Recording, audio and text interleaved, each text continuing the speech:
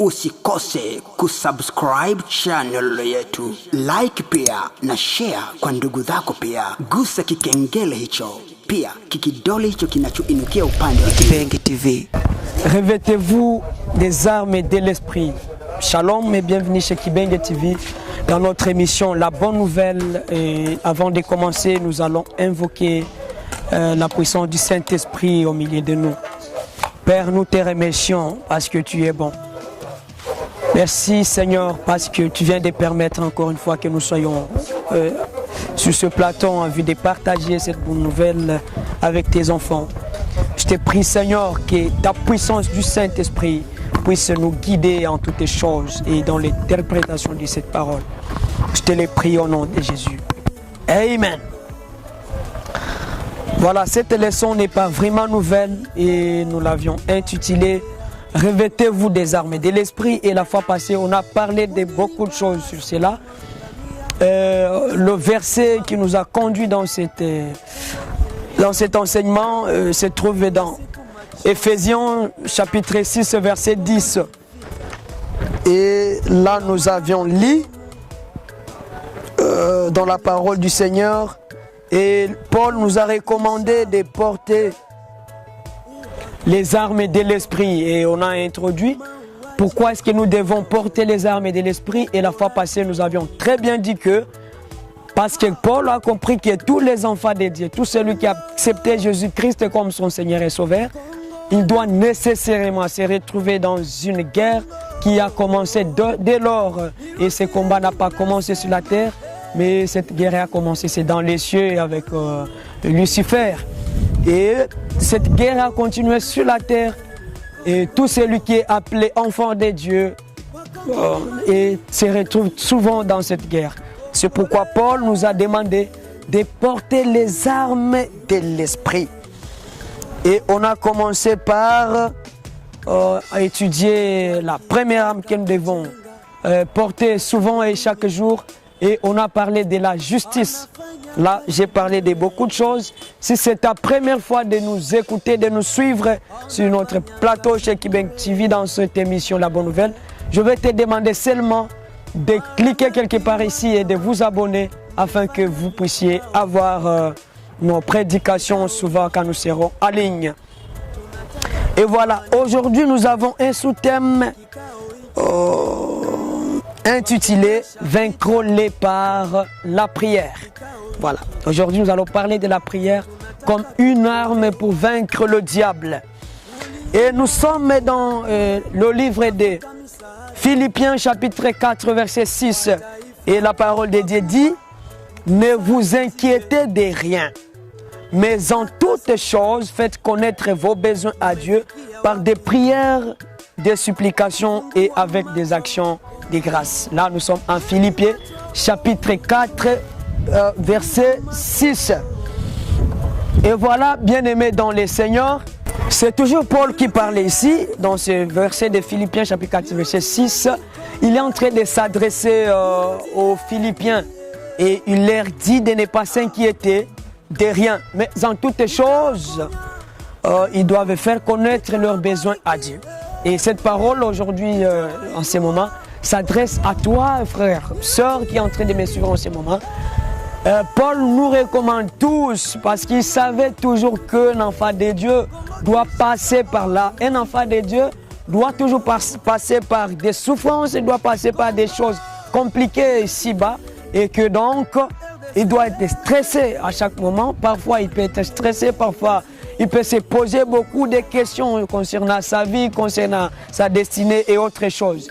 Et voilà pourquoi Paul prévoit, il est en train de demander aux Philippiens, aux enfants de Dieu, ne vous inquiétez de Dieu. Voilà la première chose que je vais te dire cet après-midi. Peut-être que tu es dans ce combat-là, peut-être que tu es dans un moment difficile et ce moment difficile n'est pas venu de toi-même.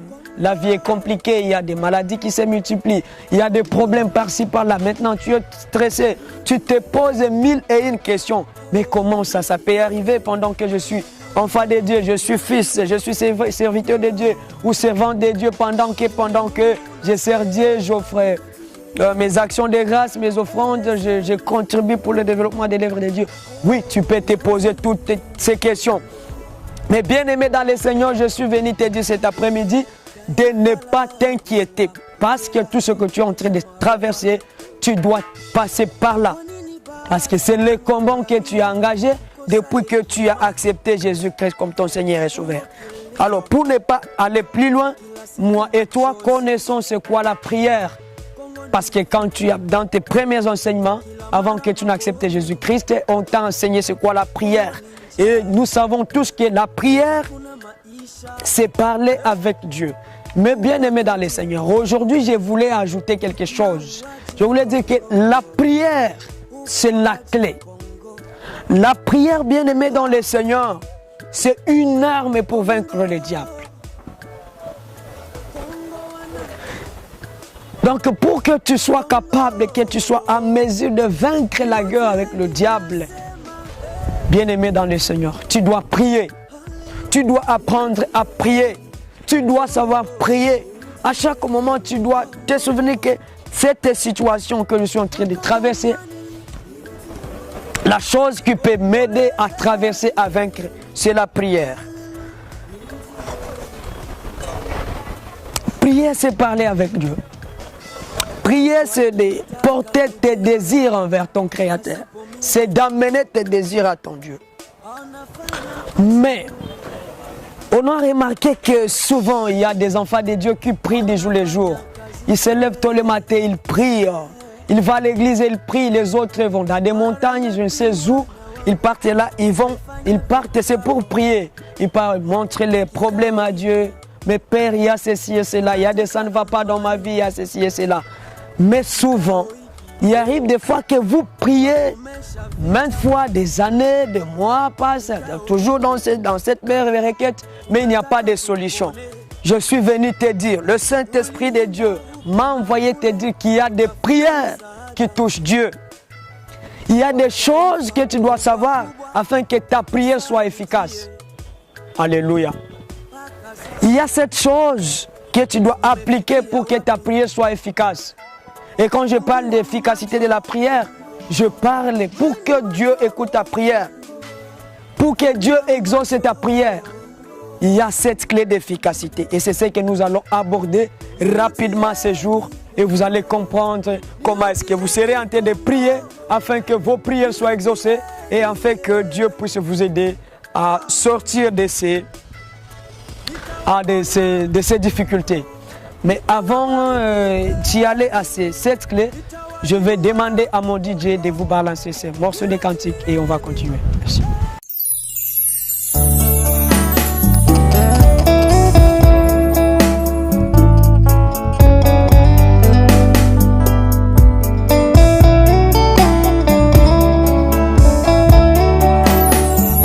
L'Éternel est mon berger. Je ne manquerai absolument de rien. De qui dois-je avoir peur? Jésus est là pour moi. À tout le temps, tous les moments. Il est à mes côtés, mon ami fidèle. Alléluia.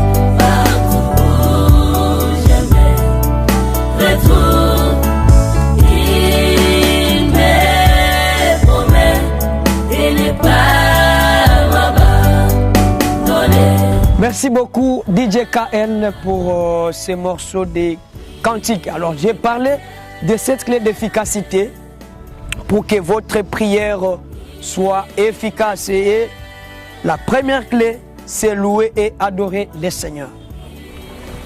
Bien-aimés dans le Seigneur, nous devons savoir prier. La prière est efficace, c'est quand nous commençons par la louange. Notre Dieu aime tant, il aime beaucoup la louange, il veut être adoré par ses créatures, et voilà. Souvent quand vous voulez commencer, il faut commencer par la louange. Vous savez, bien-aimé dans le Seigneur, vous allez lire Psaume 22, 3e verset. Là, il y a la louange. Vous savez que Paul et Silas, un jour dans la prison, ils sont là et ils étaient arrêtés, c'est parce qu'ils parlaient de Jésus-Christ. Et voilà, à un moment donné, le diable s'est servi de ses chefs, de ses responsables et de ses milliers pour arrêter Paul et Silas. Et ils l'ont apporté en prison. Maintenant, une nuit quelconque, Paul et Silas s'est mis à louer et adorer. Ils se sont plongés dans la louange. Ils se sont plongés dans l'adoration. Et dans la louange et dans l'adoration, ils ont ajouté aussi la prière. Et qu'est-ce qui s'est passé? Il y a une puissance céleste qui est venue et délier Paul et Silas. Une puissance qui a anéanti les chaînes, toutes les chaînes qui liaient Paul et Silas. Et ils s'étaient libérés par la puissance du Saint-Esprit. C'est au travers de la louange et l'adoration. Bien-aimés dans le Seigneur, quand vous voulez prier, quand vous voulez parler avec Dieu, il faut toujours commencer par la louange. Il ne faut pas oublier la louange. Alléluia. Ne venez pas et vous commencez directement à montrer il y a ceci et cela. Non, non. Il faut commencer par la louange. Est-ce que vous commencez par la louange dans vos prières? Si vous ne commencez pas par là, vous devez commencer par là, bien-aimé dans le Seigneur. Et ça va vous aider à vous développer. Deuxième clé d'efficacité, c'est de demander pardon. Ephésiens 1:7. Vous allez lire là. Il faut toujours savoir demander pardon. Et la Bible dit, quand vous voulez offrir vos actions de grâce, vos offrandes, il faut toujours vous souvenir de ce que vous avez fait à votre prochain. Et avant de venir donner l'offrande, il faut d'abord demander pardon. Et c'est la même chose dans la prière. Et vous trouverez toujours dans la prière que Jésus a recommandé à ses disciples de prier notre Père qui est aux cieux, que ton nom soit sanctifié, que ton règne vienne. Pardonnez-nous nos offenses. Voilà. Bien-aimés dans le Seigneur, vous ne serez pas exaucés tant que votre vie n'est pas sanctifiée. Il faut d'abord savoir demander pardon avant de commencer à parler avec ton Dieu. Il ne faut pas venir et commencer à prier sans pour autant te repentir. Toi, tu viens prier pendant que tu as des bagarres avec ton mari, tu as des bagarres avec les voisins, tu as bagarré avec tes frères et sœurs. Non, il faut d'abord demander pardon et dire à Dieu, j'ai déjà demandé pardon à mes frères et sœurs, je te prie aussi de me pardonner afin que ma prière soit efficace, afin que ma prière soit exaucée, parce que Dieu seul dit, la prière de celui qui n'est pas saint, la prière d'un pécheur, ce sont des dérangements. Ce ne sont que des bruits devant l'Éternel. Mais la prière de celui qui est purifié, donc c'est comme le parfum des bonnes odeurs. Et alors, avant de prier, il faut toujours demander pardon. Troisième clé, il faut prier en accord avec la parole de Dieu. Et là, vraiment, je vais insister. Dans nos prières, chers frères et sœurs, nous devons prier en accord avec la parole de Dieu. Et là, je suis en train de rigoler parce que je me souviens d'une histoire. Il y a un frère qui était venu devant l'Éternel et il a commencé à prier. Il a dit à Dieu, mais Seigneur, regarde, j'étais en train de passer dans la route et il y a mon voisin avec qui nous vivons. Lui, il marche à bord d'un véhicule. Et parce qu'il marche à bord d'un véhicule, il a voulu me cogner avec sa voiture. Maintenant, Seigneur, moi, tu m'as laissé comme ça. Je veux que tu me donnes aussi des voitures afin qu'un jour, je puisse aussi faire le mal contre lui. Et voilà. Croyez-vous que cette prière peut être exaucée? Non. Il faut prier en accord avec la parole de Dieu. Priez conformément à la parole de Dieu. Et là, je sais que Dieu vous exaucera. Quatrième clé d'efficacité. Priez idéalement à deux ou plusieurs, si ça vous concerne, et les faire sans cesse. Matthieu 18 et 19. Quand vous avez votre requête, et que cette requête vous concerne, peut-être avec ton mari, avec ta femme, ou bien ça concerne un groupe de personnes, c'est mieux de prier dans l'assemblée. Comme par exemple, ici au Congo, nous sommes dans une période très difficile de la guerre et nous voulons prier. Nous devons nous unir au nom des Congolais. Nous prions l'Éternel dans l'assemblée et cette prière sera vraiment très efficace. Tu as un problème, vous avez un problème dans votre foyer avec ton mari ou ta femme. Vous devez vous mettre ensemble parce que la prière des deux plusieurs, la parole de Dieu dit, quand vous êtes à deux ou trois personnes, Dieu sera avec vous. Et voilà, c'est pourquoi il faut prier à deux ou à trois si cette prière vous concerne. Et surtout, n'oubliez pas de prier sans cesse. Bien-aimés dans le Seigneur, priez sans cesse. Demeurez dans la prière. Voilà, ça aussi c'est très important. Cinquième clé d'efficacité, avoir un cœur reconnaissant. 1 Thessaloniciens 5:18. Il faut avoir un cœur de reconnaissance. Un cœur reconnaissant. Dans la prière, tu dois te dire, Seigneur, je sais que tu fais toujours pour moi. Tu ne m'as jamais délaissé, tu ne m'as jamais abandonné. Et encore, je reviens pour te demander. Donc, tu dois être reconnaissant que Dieu fait toujours dans ta vie et qu'au travers de cette prière, il fera. Et quand tu diras ainsi devant l'Éternel, il va t'écouter facilement et exaucer ta prière. Sixième clé d'efficacité, prier avec foi et assurance. Marc 11:24. Il faut avoir la foi. C'est que je suis en train de prier, même s'il y a des années qui sont passées. Je sais que comme je suis en train de prier ici maintenant, il y aura la réponse et cette situation va changer. Il faut toujours avoir la foi et l'assurance avec ta prière. Et dernière clé d'efficacité, il faut pardonner aux autres. Matthieu 11, je disais Matthieu 6 et 12. Il faut pardonner aux autres. Pardonnez-nous nos offenses, comme nous pardonnons à ceux qui nous offensent. Donc quelqu'un qui ne pardonne pas, il ne sera pas aussi pardonné. Donc vous devez savoir pardonner les autres. Et je vais clôturer cet entretien de cette soirée par le verset de Daniel 6 et 10. Bien-aimés dans le Seigneur, Daniel était dans une situation très compliquée.